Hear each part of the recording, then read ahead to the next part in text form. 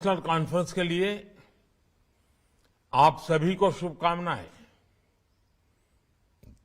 मुझे खुशी है कि मेडिकल फील्ड के इतने महत्वपूर्ण प्रोफेशनल्स अहमदाबाद में एक साथ जुट रहे हैं। कोई चोट हो, दर्द हो, चाहे युवा हो या बुजुर्ग हो, खिलाड़ी हो या फिटनेस के मुरीद हो, फिजियोथेरेपिस्ट हर परिस्थिति, हर उम्र के लोगों के सहयोगी बनकर उनकी तकलीफ दूर करते हैं। आप मुश्किल के समय में सिंबल ऑफ होप बनते हैं। आप सिंबल ऑफ रेजिलियंस बनते हैं। आप सिंबल ऑफ रिकवरी होते हैं। क्योंकि जब कोई व्यक्ति अचानक इंजरी या एक्सीडेंट का शिकार हो जाता है तो उसके लिए ये केवल फिजिकल ट्रॉमा नहीं होता, ये एक मेंटल और साइकोलॉजिकल चैलेंज भी होता है। ऐसे समय में फिजियोथेरेपिस्ट केवल उसका इलाज नहीं करता, बल्कि उसे हौसला भी देता है। साथियों, अक्सर मुझे भी आपके प्रोफेशन से, आपके प्रोफेशनलिज्म से बहुत प्रेरणा मिलती है। अपनी फील्ड में आपने ये जरूर सीखा होगा कि चुनौतियों से ज्यादा मजबूत आपके भीतर की ताकत होती है। प्रोत्साहन और थोड़े से एनकरेजमेंट और सपोर्ट से लोग मुश्किल से मुश्किल चुनौतियों पर भी विजय पा लेते हैं। कुछ ऐसी ही बात गवर्नेंस में भी देखने को मिलती है। हमारे देश के गरीबों को एक सपोर्ट की जरूरत थी ताकि वे अपनी रोजमर्रा की जरूरतों को पूरा कर सकें। बैंक खाता खुलवाना हो, शौचालय बनवाना हो, लोगों तक नल का जल पहुंचाना हो, हमने ऐसे कितने ही अभियानों से लोगों को सपोर्ट किया। आयुष्मान भारत योजना हो या फिर हमारी सरकार की सोशल सिक्योरिटी स्कीम्स, इनके जरिए देश में एक मजबूत सोशल सिक्योरिटी नेट तैयार हुआ है। इसका रिजल्ट क्या निकला है, ये भी हम देख रहे हैं। आज देश का गरीब, देश का मध्यम वर्ग बड़े सपने देखने और उन्हें पूरा करने का साहस जुटा पा रहा है। वे आज दुनिया को दिखा रहा है कि अपने सामर्थ्य से वो नई ऊंचाइयों को छूने में सक्षम है। साथियों, कहा जाता है कि सबसे अच्छा फिजियोथेरेपिस्ट वही होता है जिसकी जरूरत मरीज को बार बार महसूस ना हो।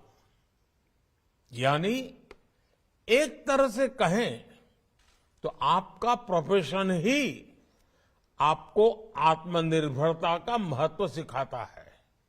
हम कह सकते हैं कि लोगों को सेल्फ रेजिलिएंट बनाने की और बनाना, यही आपका गोल है।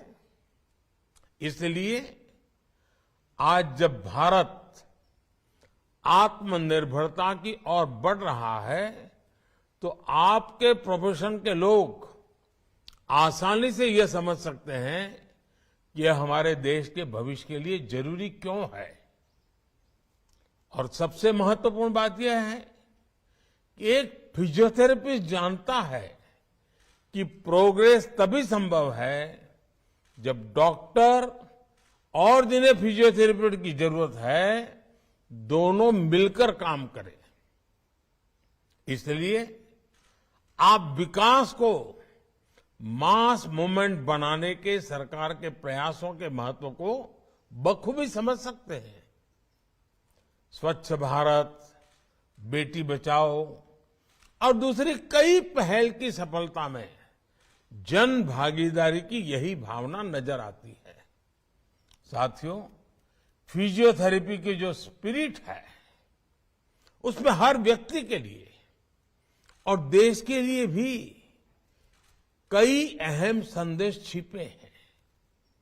जैसे कि फिजियोथेरेपी की सबसे पहली शर्त है कंसिस्टेंसी। आमतौर पर लोग जोश में 2-3 दिन 4 दिन तो एक्सरसाइज कर लेते हैं, लेकिन उसके बाद धीरे धीरे उत्साह कम हो जाता है। लेकिन एक फिजियो के रूप में आप जानते हैं कि कंसिस्टेंसी के बिना रिजल्ट नहीं मिलने वाले।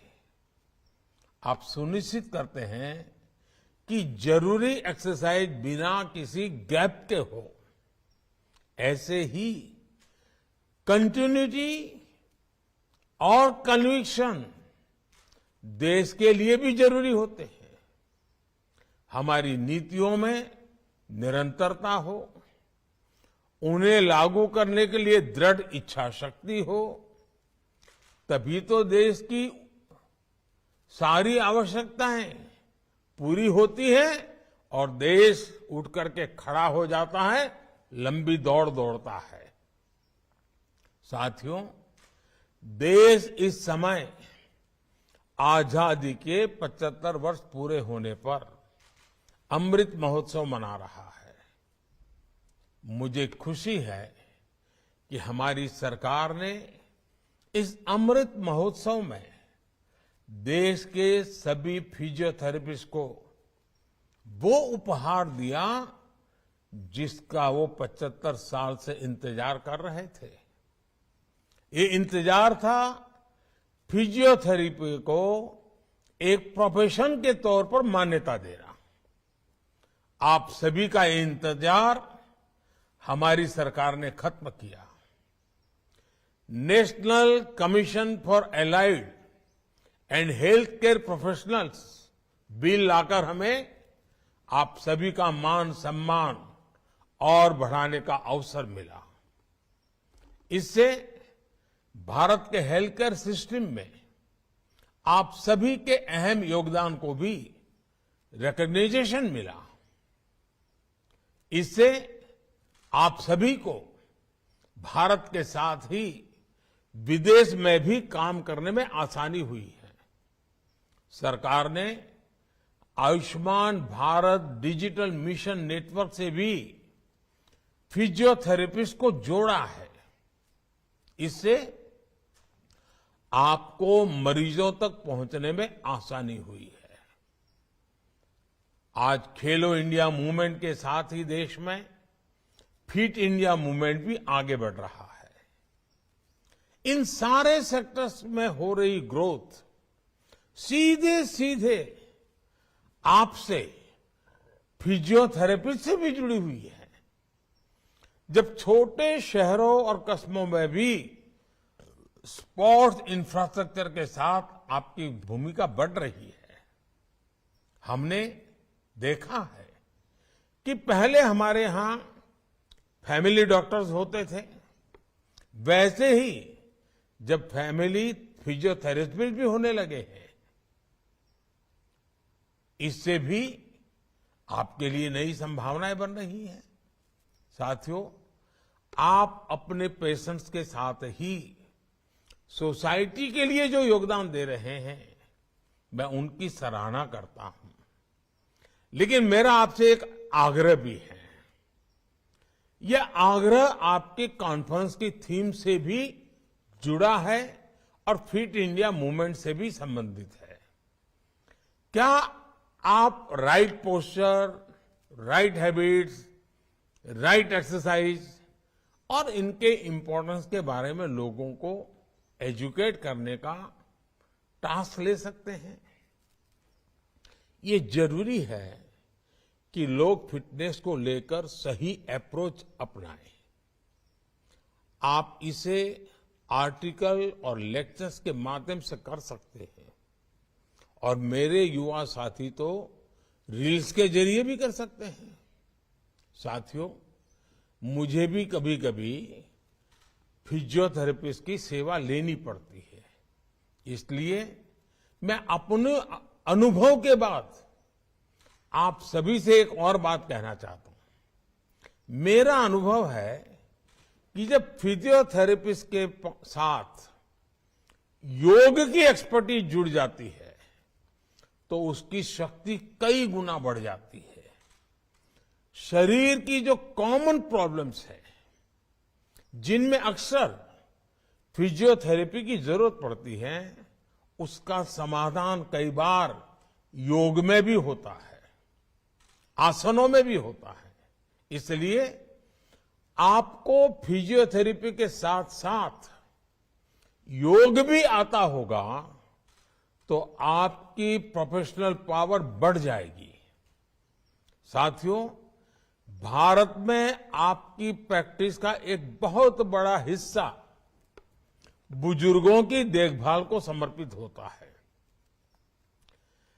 पेशेंट केयर में आपका एक्सपीरियंस और आपकी व्यवहारिक समझ बहुत मायने रखती है। मैं आपसे इन्हें अच्छी तरह से डॉक्यूमेंट करने का भी आग्रह करूंगा। आज जैसे जैसे दुनिया में बुजुर्गों की संख्या बढ़ रही है, उनकी देखभाल भी ज्यादा चैलेंजिंग और कॉस्टली होती जा रही है। आज के इस दौर में एकेडमिक पेपर्स और प्रेजेंटेशन के रूप में आपका अनुभव पूरी दुनिया के लिए बहुत ही उपयोगी साबित होने वाला है। इससे भारतीय फिजियोथेरेपिस्ट की स्किल भी सामने आएगी। साथियों, एक विषय टेलीमेडिसिन का भी है। आप सभी को वीडियो के द्वारा कंसल्टिंग के तौर तरीके भी डेवलप करने चाहिए। कई बार ये बहुत ज्यादा मददगार साबित होता है। जैसे अभी तुर्की में इतना बड़ा भूकंप आया है, सीरिया में भी उसका असर है। इस तरह की आपदा के बाद बहुत बड़ी संख्या में फिजियोथेरेपिस्ट की भी जरूरत होती है। ऐसी स्थिति में आप सभी मोबाइल के माध्यम से भी बहुत तरह की मदद कर सकते हैं। फिजियोथेरेपिस्ट एसोसिएशन को इस बारे में जरूर सोचना चाहिए। मुझे पूरा भरोसा है आप जैसे एक्सपर्ट्स की लीडरशिप में इंडिया फिट भी होगा और इंडिया सुपरहिट भी होगा। इसी के साथ आप सभी को एक बार फिर बहुत बहुत शुभकामनाएं।